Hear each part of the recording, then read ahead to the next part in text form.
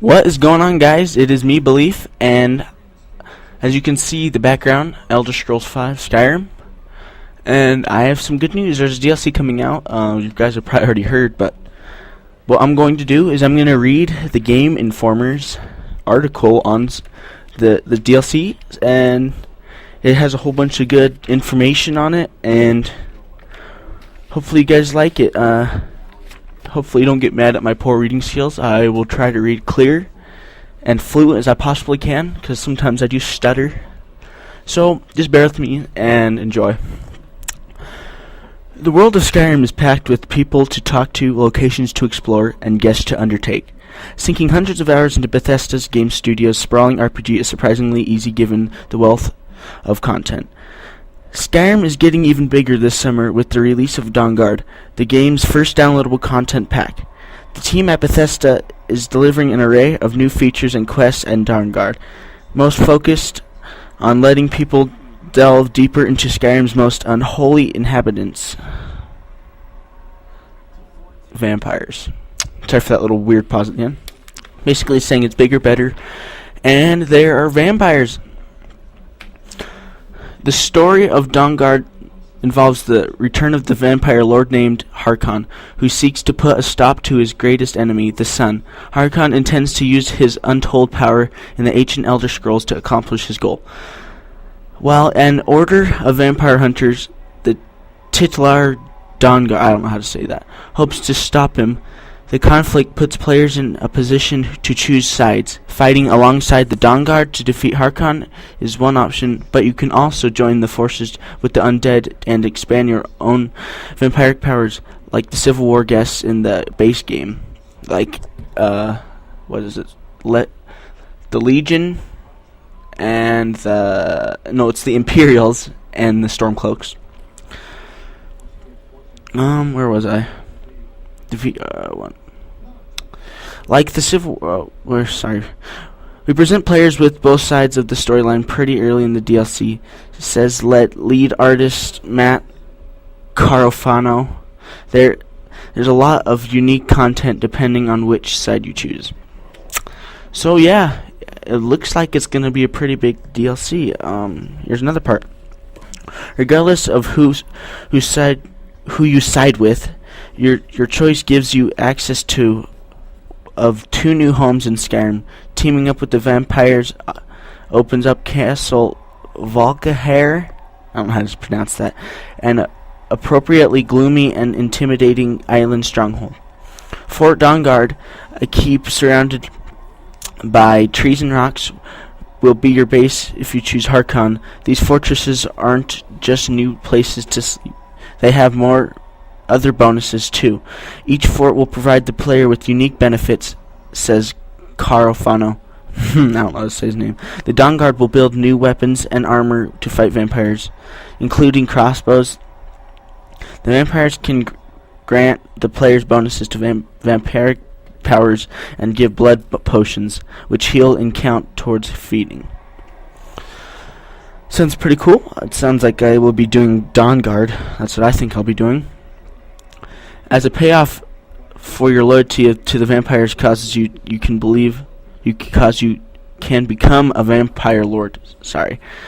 The paragon of the vile species, like the werewolf power gained during your quest for the companions. Assuming the mantle of a vampire lord is a transformation. While you are a vampire lord, you have access to new powers, but still pay a price. Townspeople will attack a vampire lord on sight, which I do not like. Though this no longer happens if you are just a regular vampire. Players can exit the vampire lord form and will, unlike the werewolf lord form at will, unlike the werewolf transformation.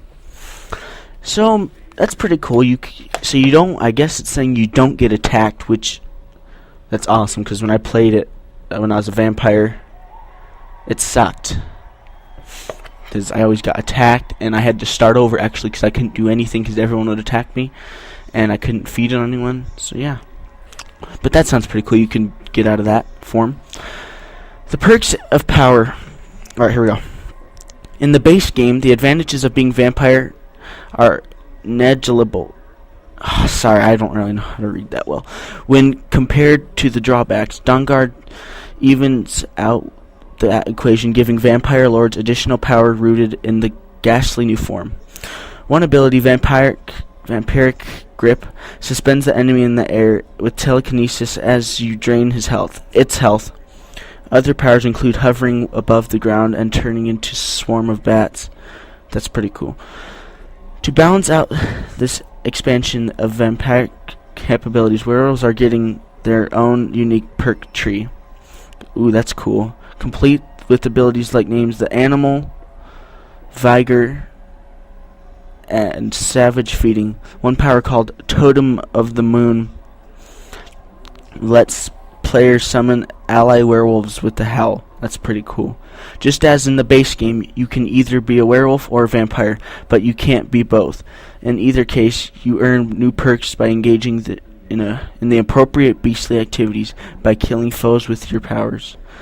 You can continue to learn new vampire or werewolf skills. This approach means that all players can see what these forms offer, despite the fact that gaining standard perks might be difficult or impossible for high-level characters.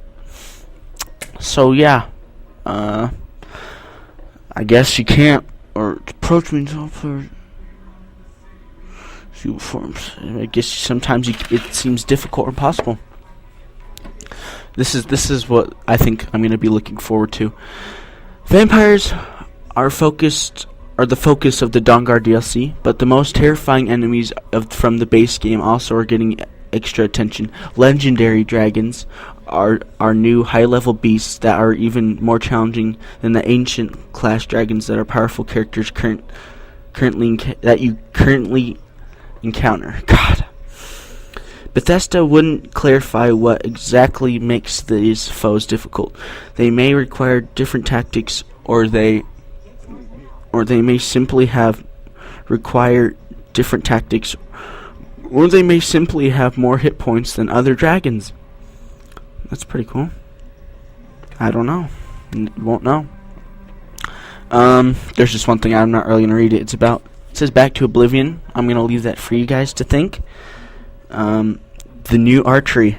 Instead of relying on a bow and ranged combat, Dawnguard adds crossbows to your arsenal.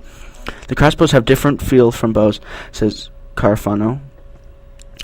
They will remain loaded while running through the world and provide a quicker shot. They are, however, slower to reload. Other benefit is that each shot has a chance to stagger your opponent. All of the perks you spend in archery still apply to crossbows, so your skills with new bows will easily transfer to the new weapon. That's cool. Now this is what I'm going to be looking for. I think this is the most important thing. Mounted combat. Are you sick of feeling helpless on your horse? Mounted combat is coming with Dawnguard, allowing players to use their weapons while on horseback. Not only is this more convenient way to deal with enemies on the road, but it will also give you a chance to try out our new adly crafted set of Dragon Ball weapons that there in the regular. Another addition in Dawnguard, unfortunately, your attack options while mounted are limited to weapons. If you want to cast spells, you are still needed to dismount, so you can't do spells on it. Alright, keep shouting. New shouts are also part of the Dawnguard package, letting you continue to expand your mastery of the Draconic language. I don't know how to say that. Soul Tear is one of the new shouts players can learn, which allows you to steal the soul of the defeated foe, and will raise that foe as an undead minion. While Bethesda wouldn't specify how the new shouts are integrated into the campaign, they are likely tied to Dawnguard's unique locations rather than new world walls popping up across Skyrim. Sorry for my bad stuttering. And then this is the thing I am sad about: giving Xbox an edge. Dawnguard is coming to Xbox 360, PS3, and PC, but only Xbox 360 owners get to play it this summer. Damn. The DLC is is a timed exclusive, meaning that the PC and PS3 version will be released after the disclosed amount of time has passed. Bethesda took a similar approach with Fallout 3 in the case that DLCL has packs didn't arrive on PS3 until several months after their original releases on Xbox 360 and PC.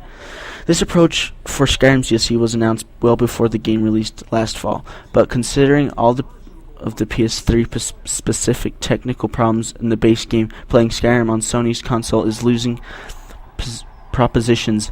At least PC players have Creation Kit and mods to keep them busy.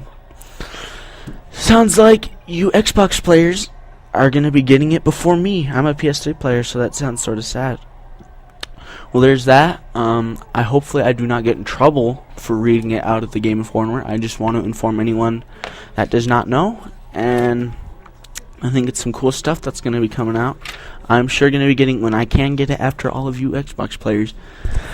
So guys, hopefully you enjoyed this video. Like and subscribe, it helps me a lot, and go check out my my playthrough, let's play of Skyrim. I'm on part 7 right now, I think, and I'm going to be doing it. I hope you guys enjoy this video, and I'll see you later.